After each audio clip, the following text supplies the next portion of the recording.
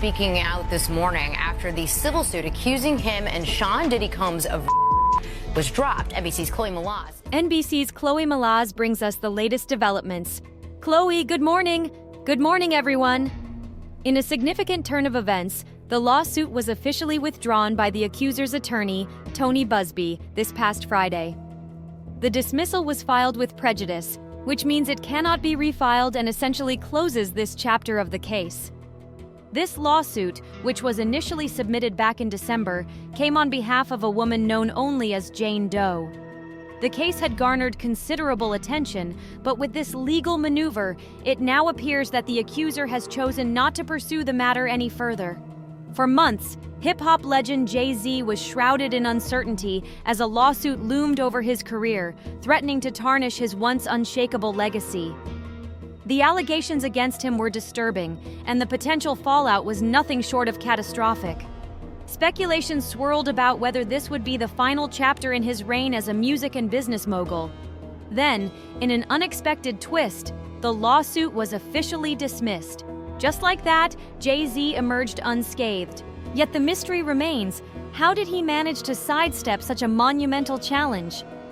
Ice Cube, known for his blunt opinions, has offered a theory that Jay-Z didn't simply dodge a bullet.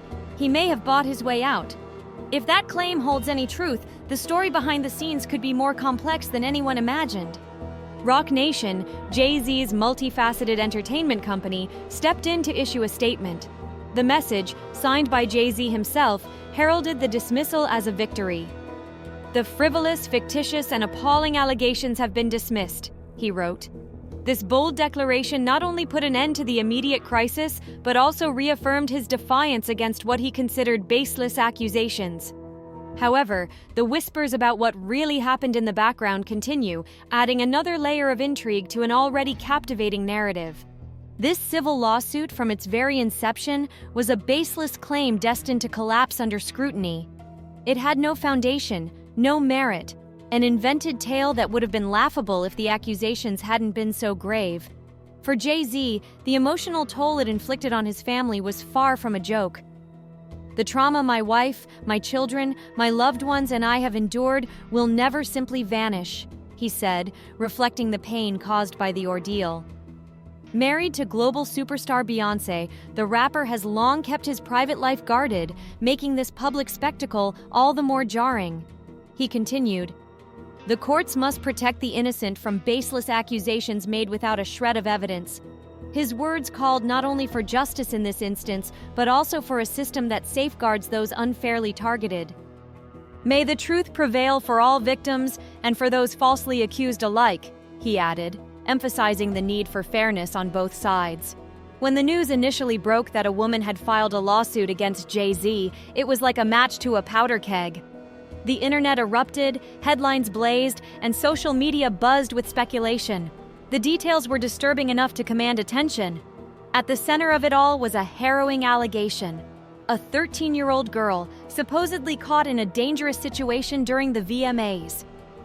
While the claims were never proven, the very idea was enough to send shockwaves through both the music industry and the public at large. Curiously, the lawsuit first named Diddy, not Jay-Z. This initial focus raised eyebrows but didn't surprise everyone. Diddy had already been grappling with a cloud of rumors and controversies. Adding his name to the allegations seemed almost expected, given his past public relations troubles. Still, the fact that such serious accusations could surface without solid evidence left many questioning the process. How could such explosive claims appear, capturing headlines and public opinion without any factual support? The case seemed designed to make waves, but ultimately crashed against the rock of legal standards and lack of proof. But when the lawsuit abruptly expanded to include Jay-Z's name, it caused a seismic shift throughout the entertainment industry. For a community accustomed to celebrity scandals, this development still managed to stun. The accuser, now 34 years old, emerged from obscurity to share her story with NBC News. Her chilling account of events from more than 2 decades ago reverberated through Hollywood's tightly knit circles. For a brief moment, the unthinkable seemed possible. Jay-Z's towering empire looked as if it might come crashing down. Tied suddenly to some of the most jaw-dropping allegations in recent entertainment history, Jay-Z faced an onslaught of scrutiny. Yet even as her claims captured headlines, doubts began to surface. An NBC News review of her statements revealed inconsistencies. She recalled attending the 2000 MTV Video Music Awards, eager to glimpse her favorite stars. In one striking moment, an interviewer asked her pointedly, "You weren't afraid to be all alone?" That question, hanging in the air, raised even more questions than it answered. But questions quickly arose about the validity of her story. During the interview with NBC News, her descriptions of the night seemed disjointed. She said she was just a starry-eyed teen, thrilled to see her favorite artists, yet some of her recollections didn't add up. Experts reviewing her account noted a lack of corroborating evidence and conflicting details. While she described certain interactions, there were no other witnesses who could confirm her version of events. Adding to the confusion was the timeline. Her memories of when and where she encountered Jay-Z shifted with each retelling, creating uncertainty about the truth. This uncertainty sparked a fierce debate in the industry.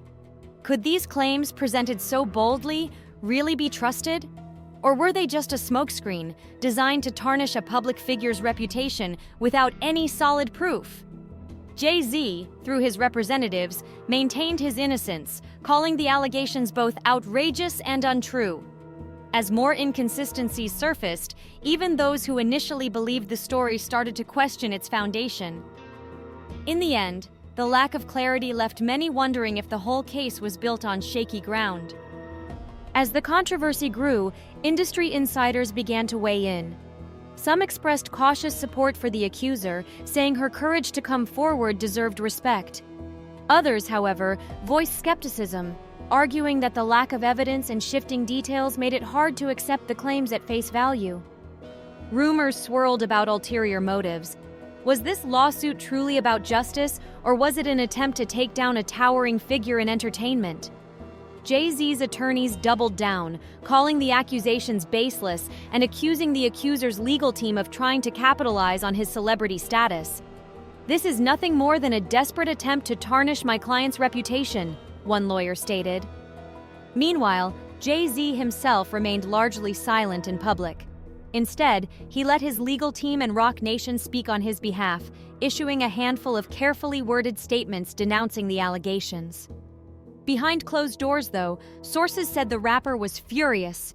He felt that his name and legacy were being dragged through the mud without justification.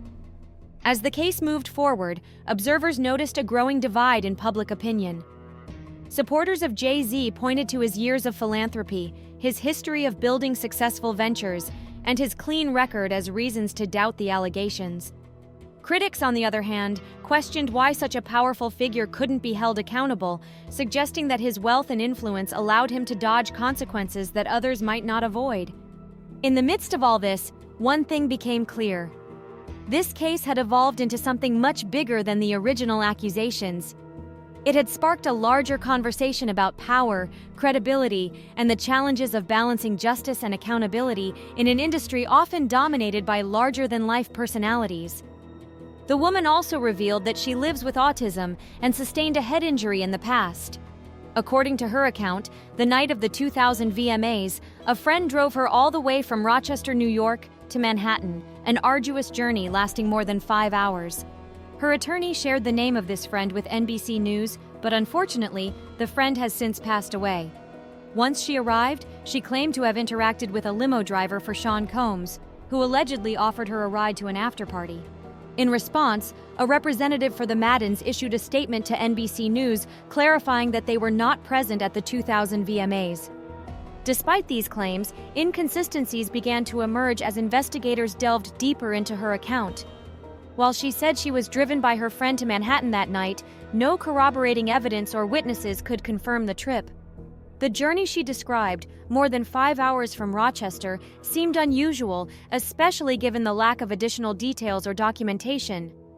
The statement from the Maddens representative further complicated the picture. If they weren't even at the 2000 VMAs, as the woman had initially suggested, it raised more questions about the accuracy of her timeline. Adding to the confusion, the woman's recollection of the limo driver's offer was never supported by any other witnesses, making the alleged ride to the after-party difficult to verify. The growing number of unanswered questions left many wondering what truly happened that evening. Without more concrete evidence, her story began to falter under scrutiny. It became increasingly unclear if these events occurred as described, or if the inconsistencies were simply the result of fading memories from over 2 decades ago. The woman recalled that the Maddens were reportedly on tour in the Midwest during the time in question. According to her account, she attended an after-party where she had a drink that left her feeling lightheaded. It was then, she alleged, that Sean Combs and Jay-Z assaulted her while a female celebrity looked on. She claimed that the ordeal ended when someone entered the room and put a stop to it. After the alleged incident, the woman said she fled to a nearby gas station and called her father to come pick her up. He then drove her home. However, in a separate interview with NBC News, her father expressed uncertainty about these events. "I feel like I would remember that, and I don't," he said, adding, "I have a lot going on, but I mean that's something that would definitely stick in my mind." When confronted with these discrepancies in a phone interview on Friday, the woman stood by her story, despite admitting to having made some mistakes. "I have made some mistakes," she said, firmly insisting that her statements were true. The accuser's attorney, Tony Busby, stated that the inconsistencies in her recollections regarding an incident she claimed occurred 24 years ago do not necessarily undermine her allegations. "She's been questioned thoroughly and is even willing to take a polygraph test," Busby said, emphasizing her commitment to proving her story. For the accuser, the ordeal has taken a severe toll.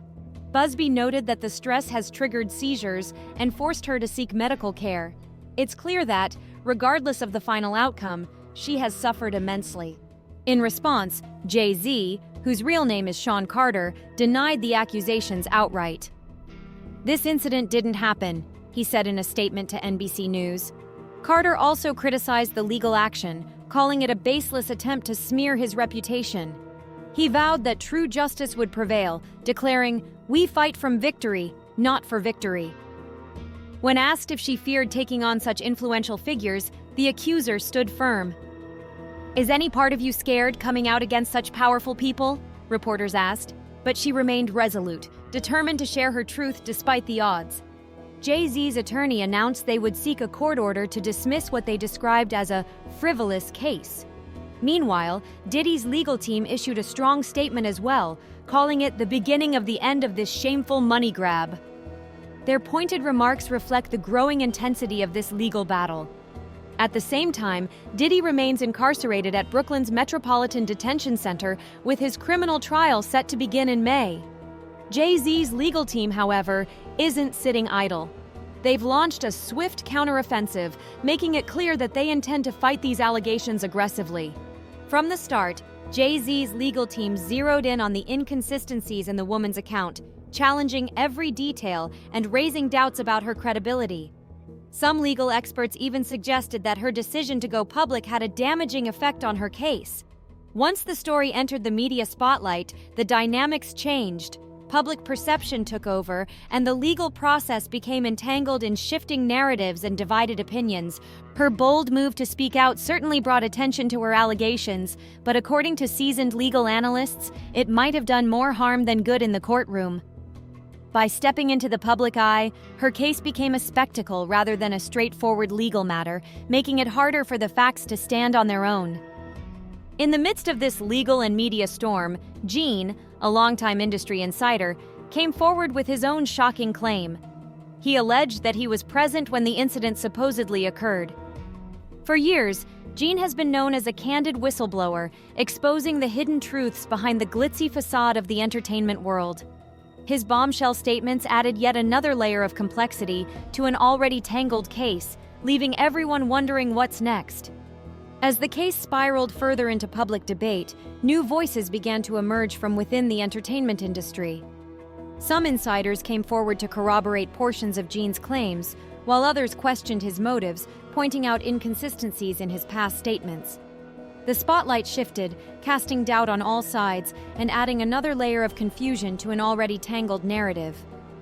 Meanwhile, the woman continued to stand by her story, even as the intense scrutiny and public backlash took a toll. Legal experts noted that the sheer volume of conflicting accounts, from both supporters and skeptics, made it nearly impossible to determine what really happened that night. The court of public opinion became a battleground, with fans and detractors fiercely defending their respective viewpoints, further muddying the waters.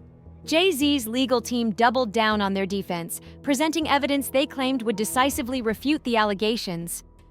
At the same time, advocates for the accuser pushed back, insisting that no amount of celebrity influence should be allowed to silence a victim's voice.